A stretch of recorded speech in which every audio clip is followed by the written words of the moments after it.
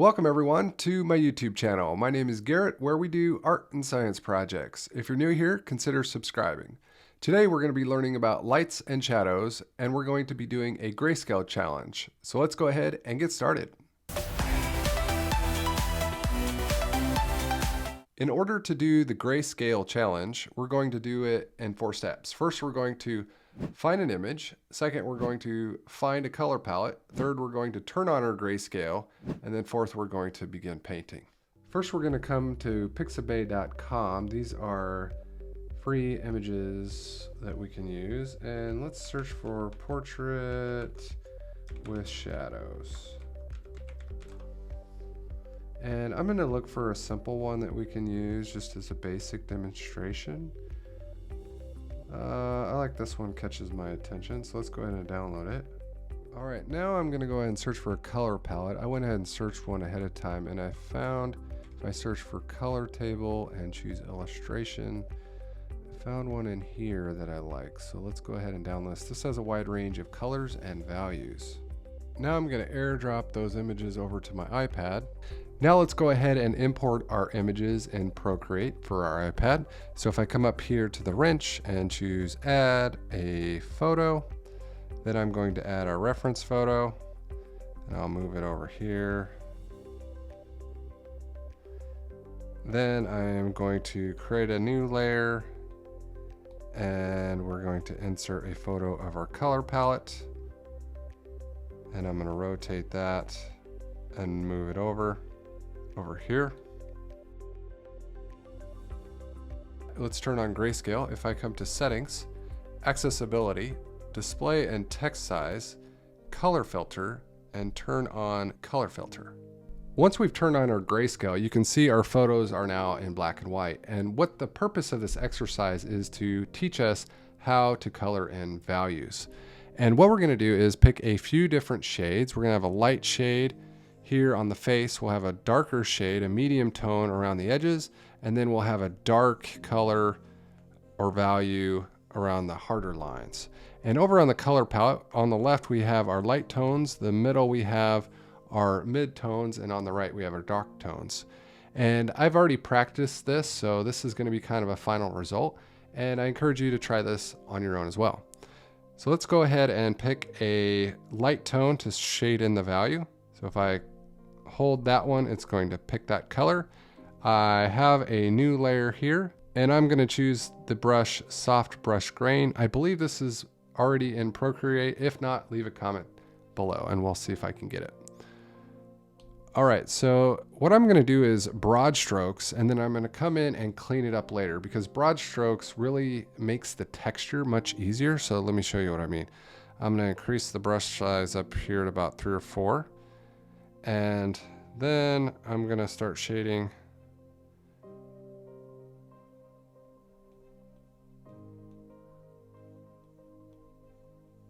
those areas. Got around the nose. And you can see I'm overlapping, but that's fine. I'm going to come in and clean that up. All right, I think that's good for the light tone. Okay, what I'm going to do now is turn the opacity down to about 70%. That way I can kind of see the lines underneath. Because what I'm going to take the eraser, the same brush, and I'm going to come in and clean up the overlap.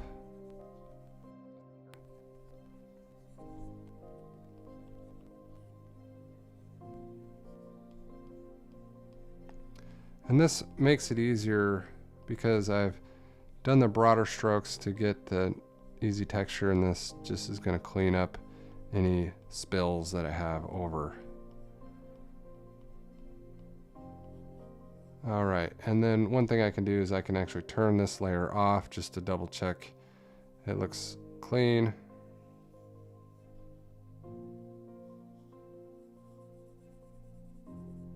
All right, I think that looks pretty good. So let's turn this back on and then turn our opacity back up. Now we're going to go ahead and shade in our second or our mid-tones. I'm going to come up here, create a new layer, and use the same brush. And then I'm going to come in the color palette and pick a mid-tone. I'm gonna go with somewhere right in here. And now I can begin shading the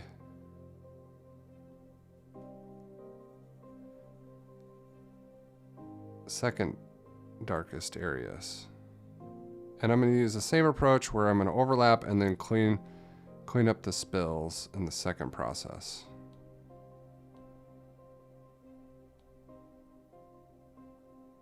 And I'm going to go ahead and time lapse to speed through this part.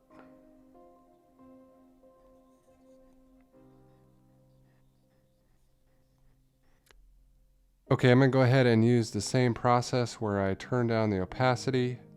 That way I can clean this up, come back to my eraser, and clean up the edges.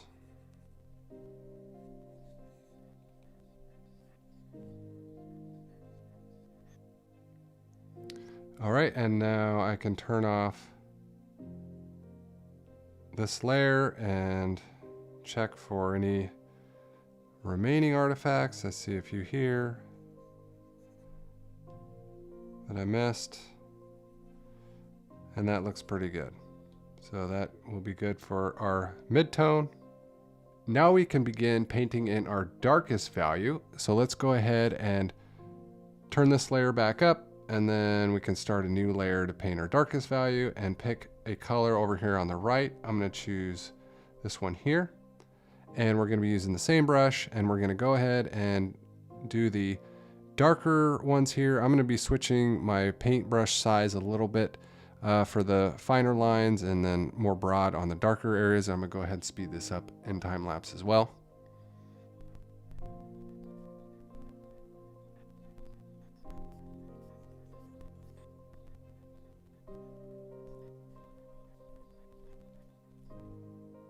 All right, I think we caught the essence of the darker colors. I'm going to go back one more time and clean up the edges. And we can turn this layer off just to double check. Okay, not looking too bad so far. Now we're on the last step. We're going to blend these shades together, and I'm going to use that with the smudge tool.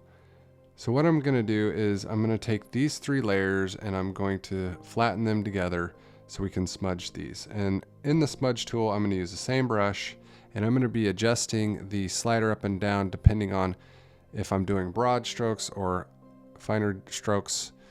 So let's go ahead and start doing that. I can also turn off this reference layer and I can start blending in this. So I'm going to speed this up as well.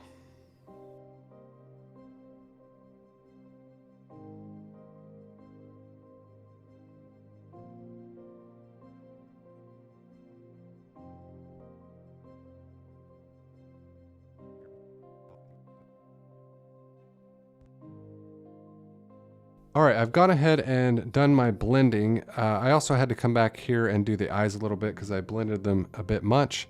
And just one tip on the blending stone is depending on which pulling this way, it's going to influence the shade from the direction you're pulling. So if I go from the lighter to the lighter will overlap.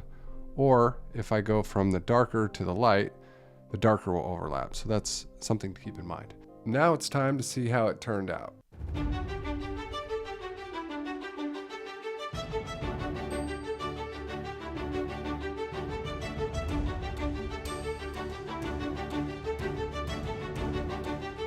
I believe it turned out all right. The eyes aren't perfect, but this was more of an exercise of color values and shading and blending. So let me know if you've ever done the Grayscale challenge, and leave your comments below. And make sure you like the video and subscribe to the channel so you won't miss out on more tips and tricks. Can't wait to see you in the next video. See you next time.